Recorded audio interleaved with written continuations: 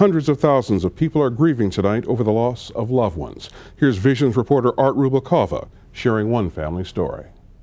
Like all over the cars. It was an unusual gathering at the mayor's household in Lansdale Tuesday afternoon as a nation and this family sat stunned in disbelief. It's the most deplorable thing I've ever seen in my life. I thought John F. Kennedy, when he got shot, was astonishing, and I thought the Pearl Harbor was bad, but this tops both of them. Ralph Maier's oldest of three sons, Noel, worked at a brokerage firm on the 84th floor in the South Tower of the World Trade Center. Younger brother Eric spoke with Noel moments after the first plane had already crashed. We were just talking about things this past weekend, and next thing you know, big kaboom. And he goes, "Oh my gosh, Eric, something happened, I gotta go." And I said, "What's wrong?" He goes, "Eric, I don't know, something blew up. I'll get back to you." Called my brother back. I guess after about 8-10 minutes, there's no answer. And then waited about another minute or two, called him back. So this is probably about 12-14 minutes. His time's going through. And I thought to him again, he was, "Eric, I don't know, people are jumping out of windows. It's absolutely absurd. Some big bomb went off, whatever. I don't know, I got to go." Eric then spoke to Noel's wife, Jennifer. The newlyweds are expecting their first child next month. His wife, my sister-in-law, talked to 4 of his other people that he works with. And if they're home and have been contacted, other people, why isn't my brother home and why hasn't he contacted us? Supported by family and friends, Ralph and Eric hoped any information would give them the answer they're looking for. I called the Red Cross. I've called, I don't know, numerous people, just trying to get a hold of somebody, see if I can find some word. I'm helpless. I'm totally helpless. I've never experienced anything like this, and I hope no one ever does. Try not even thinking about it. Just I know he's out there, and I know he's doing just well. He's one of my sons, the most important people in my life. If I have anything to do, I will do it. I hope all America takes on. Never let this happen again. Never, never, never. So right now, all the mayor's family can do is wait and pray for the best on a day that this nation and this family won't ever forget. Art filed that report on Tuesday. The mayor's family still has no word on the fate of Noel. For 6 weeks, I've strength trained and followed a protein-based, low-carb diet. Personal trainer Hank Jefferson has been with me from the start. Okay, Art, it's been 6 weeks and it's time for the final weigh-in. That's right, D-Day has arrived. All right.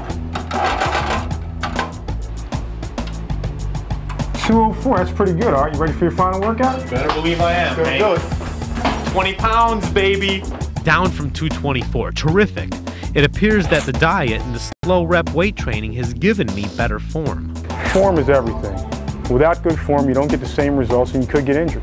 And by keeping good form, you get the maximum benefit from your hard workout. I spoke with Maxercise strength trainer DC Maxwell about maintaining my training results. So DC, I've gone through the 6-week fat to muscle program and I have indeed lost fat and gained muscle.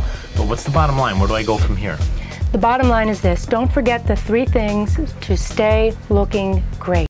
1 is diet. Stay on the protein-based diet. You can modify a little bit, but remember, lots of protein and good, healthy vegetables and fruits.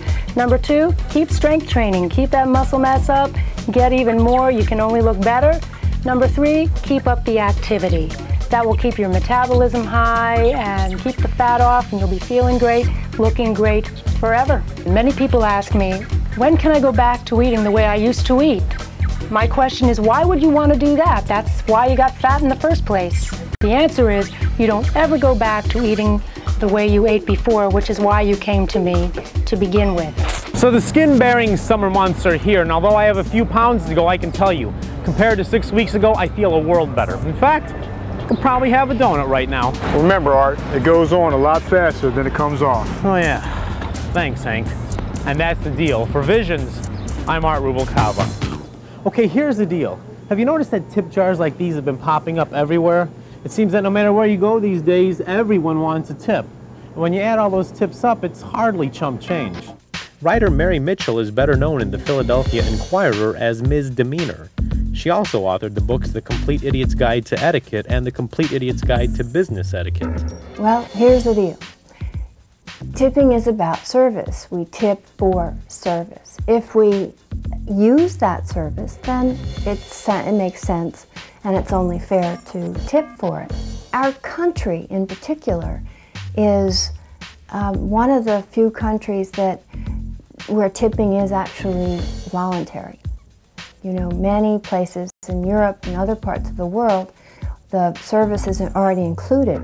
So you have whole cultures who are much more resilient and accepting and approving about tipping. When you're in a restaurant, how much do you tip? In an upscale restaurant, like in a white tablecloth restaurant, you'd tip 20% and more if service was tremendous. You wouldn't really tip any less than about 15%. And 15% in a Denny's, you know, a family-style restaurant, that's fine. But it doesn't end with the server. Mary suggests tipping the parking attendant anywhere from $1 to $5. The coat check $1 per item, 15 to 20% of the bar tab to the bartender, and $1 to the bathroom attendants. Speaking from experience, I can tell you that when I waited tables, I relied heavily on tips. And as for Misdemeanor's suggestions, they're exactly that, suggestions. Ultimately, who and how much you tip is left to your own discretion. I'm just glad that those days of relying on tips are behind me. Hey, Don, what's... Oh, I see. All right.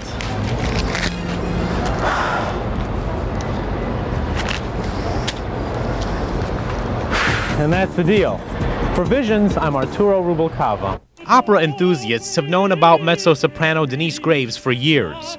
But on the Friday after the September 11th terrorist attacks, the rest of the world witnessed her gift, as Denise captivated 5 U.S. presidents and a nation with her stirring performance at the National Cathedral in Washington, D.C. And while that's made me grateful on a lot of levels, it's been very conflicting because that time was a time of tremendous sadness and devastation for the country.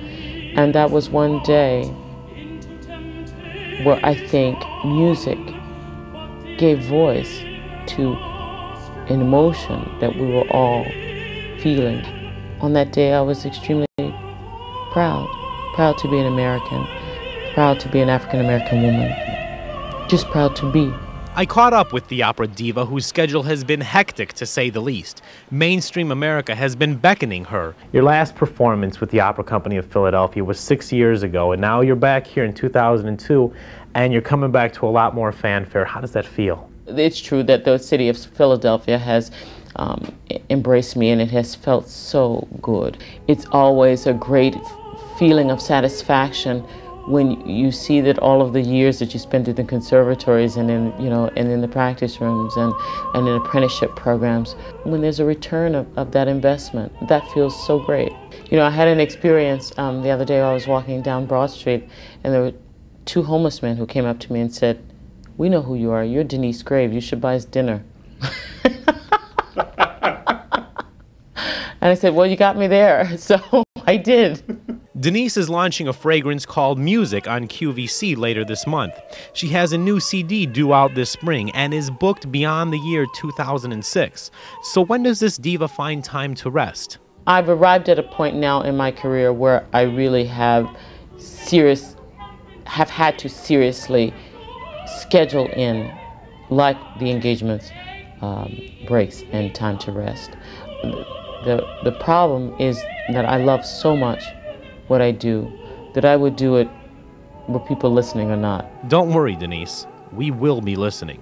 For Visions, I'm Art Rubalcava.